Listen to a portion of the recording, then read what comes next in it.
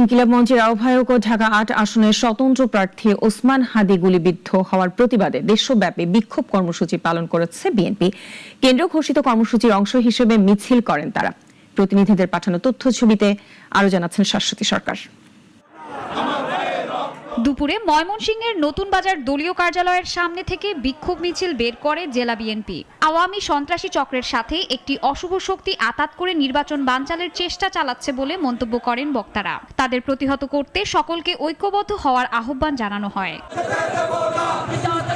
সকালে সিরাজগঞ্জের ইবি রোডের দলীয় কার্যালয়ের সামনে থেকে শুরু হয় বিক্ষোভ মিছিল। স্থানীয় বিএনপি নেতাকর্মীদের উপস্থিতিতে শহরের গুরুত্বপূর্ণ সড়ক প্রদক্ষিণ করে মিছিলটি। দুপুরে স্লোগানে মুখরিত হয়ে ওঠে শেরপুর।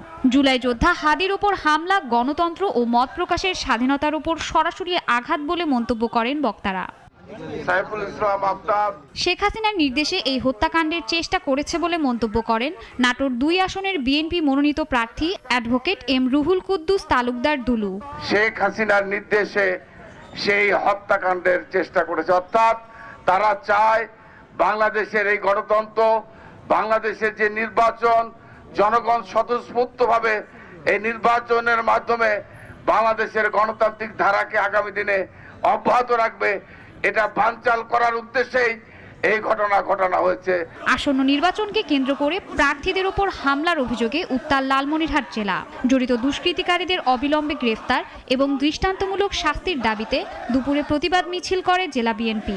কার সঙ্গে কার যোগসূত্র নিয়ে এই ঘটনা ঘটেছে এটা তদন্ত করলেই বোঝা যাবে, কারণ ইতিমধ্যে কিছু তথ্য প্রকাশিত হচ্ছে।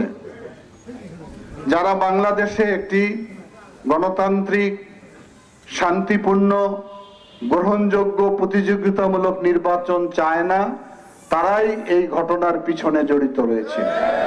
হামলাকারীদের গ্রেপ্তার, নিরপেক্ষ তদন্ত এবং প্রকৃত দোষীদের দৃষ্টান্তমূলক শাস্তির পাশাপাশি ভবিষ্যতে যেন এ ধরনের ন্যাক্কারজনক ঘটনার পুনরাবৃত্তি না ঘটে সেজন্য প্রশাসনের কঠোর ও কার্যকর হস্তক্ষেপ কামনা করেন।